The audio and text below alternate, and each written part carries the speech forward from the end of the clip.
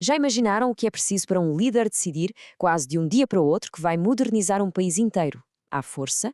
É precisamente essa incrível história que vamos explorar hoje, a de como Pedro, o Grande, virou a Rússia do avesso e a colocou de vez no mapa da Europa. Esta é mesmo a grande questão. O que Pedro o Grande fez não foi apenas governar, foi basicamente pegar num país gigante e fazer-lhe um reboot completo.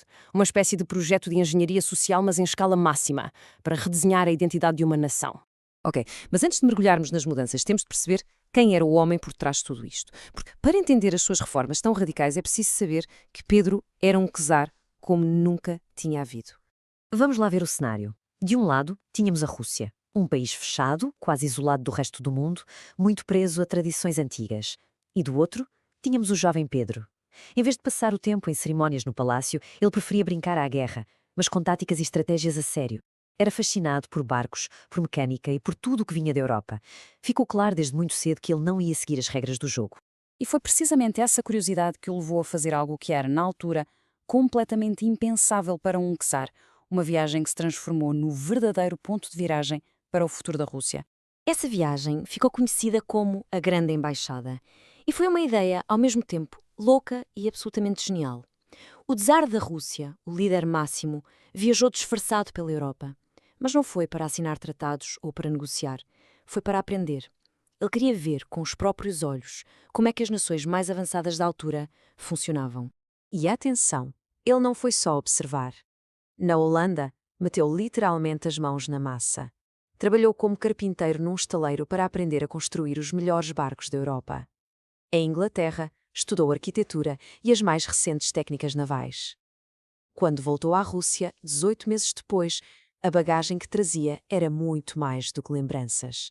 Trouxe consigo especialistas, ferramentas, equipamentos e, mais importante que tudo, um plano detalhado para transformar a Rússia. Assim que chegou a casa, com a cabeça a fervilhar de ideias, Pedro não perdeu nem um segundo. A sua primeira grande missão era transformar a Rússia numa potência militar e política que toda a Europa tivesse de respeitar. Primeiro, o exército. Pedro desfez as antigas milícias e criou um exército profissional e permanente, com recrutamento obrigatório, uniformes iguais para todos e, claro, armas modernas. Mas a mudança mais revolucionária foi outra. Acabou com a ideia de que pertencer a uma família nobre garantia um posto de comando.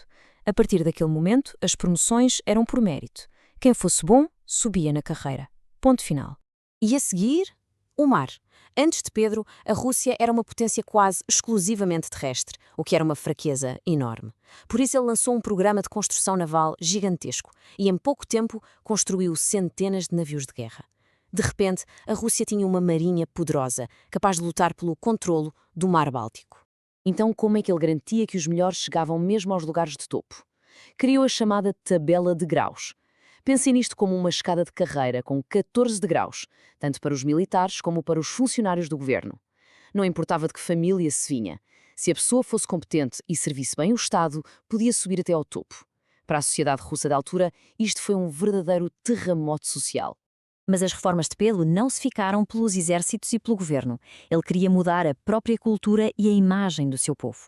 E isso levou a novas regras e uma aparência completamente nova. E qual era o símbolo mais visível da velha Rússia? As longas barbas que os nobres usavam com tanto orgulho. Para Pedro, as barbas representavam o passado, o atraso que ele queria deixar para trás. Por isso, decidiu atacá-las, literalmente. A solução dele foi, no mínimo, criativa e bastante autoritária. Primeiro, ordenou que todos os nobres cortassem a barba. Quem se recusasse tinha de pagar um imposto anual muito caro. E para provar que o imposto estava pago, recebia uma pequena ficha de metal, que era basicamente uma licença para usar barba. Foi uma forma muito direta e visual de forçar a elite a adotar uma aparência mais europeia. No entanto, a sua maior obra, o projeto da sua vida, foi construir uma cidade raiz.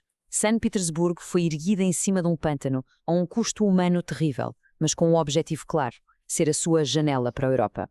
A arquitetura era ocidental e o seu porto tornou-se vital para o comércio. A cidade era o símbolo da nova Rússia, virada para o futuro. E as mudanças entraram pela casa das pessoas adentro. As roupas compridas e tradicionais foram trocadas pela moda de Paris. As festas, que antes separavam homens e mulheres, passaram a ser mistas, onde todos socializavam juntos. Ele até mudou o calendário para que o Ano Novo Russo fosse celebrado a 1 de janeiro, como no resto da Europa. Para ele, nenhum detalhe era pequeno demais. Ok, então depois de toda esta turbulência, de toda esta revolução, qual foi o resultado? Como é que ficou a Rússia depois da passagem deste verdadeiro furacão chamado Pedro? O resultado foi uma transformação completa. No final do seu reinado, a Rússia já tinha acesso ao Mar Báltico, era vista como uma das grandes potências da Europa, tinha um governo central forte e já tinha criado as bases para o desenvolvimento da ciência e da educação. A nação que ele deixou era simplesmente irreconhecível. O reconhecimento oficial de todo este sucesso chegou em 1721.